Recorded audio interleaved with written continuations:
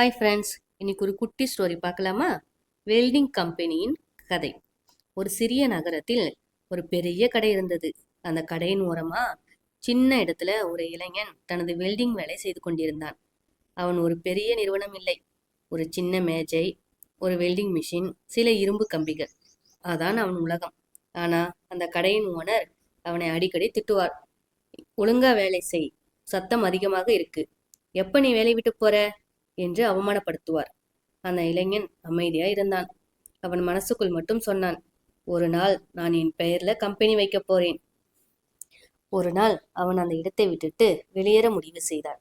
கையில் அதிக பணம் இல்லை, ஆனா மனசுல நம்பிக்கை இருந்தது. அவனுக்கு ஒரு பெரிய இடம் கிடைத்தது. ஒரு சின்ன ஷெட்டாக இருந்தாலும் அவனுக்கு அது அரண்மனை மாதிரி தோன்றியது. அந்த நேரத்திலேயே ஒரு பெரிய ஆர்டர் கிடைத்தது. அவன் இரவு பகலாக உழைத்தான். வேலைத்தரம் பார்த்து இன்னும் இன்னும் ஆர்டர்கள் வந்தது. சின்ன வெல்டிங் கடை மெல்ல மெல்ல ஒரு வெல்டிங் கம்பெனியானது. மிஷின்கள் அதிகமாயிற்று, வேலைக்காரர்கள் சேர்ந்தார்கள். அவன் ஒரு தொழிலதிபர் ஆனான். அவனை அவமானப்படுத்திய அந்த பழைய கடை ஓனர் உடல்நல பிரச்சனை, பிசினஸ் லாஸ், பணப்பிரச்சனை, இறுதியில் வேலை தேடி வர வேண்டிய சூழல் ஏற்பட்டது. எங்கே வந்தார் தெரியுமா? அதே இளைஞன் தொடங்கிய வெல்டிங் கம்பெனிக்கு. அந்த இளைஞன் பழிவாங்கல, அவனை வேலைக்கு வைத்தான், மரியாதையா பேசினான். இதுல இருந்து நமக்கு என்ன தெரியுது? இன்று யாராவது சின்னவரா இருக்கலாம், நாளைக்கு பெரியவர்களாகலாம்.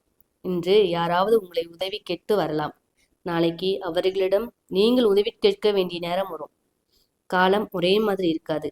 இன்றைக்கு மேல் இருக்கிறோம் என்றால் நாளைக்கு கீழே வரலாம். அதனால் யாரையும் அவமதிக்காதீர்கள், யாரையும் தாழ்வாக பார்க்காதீர்கள்.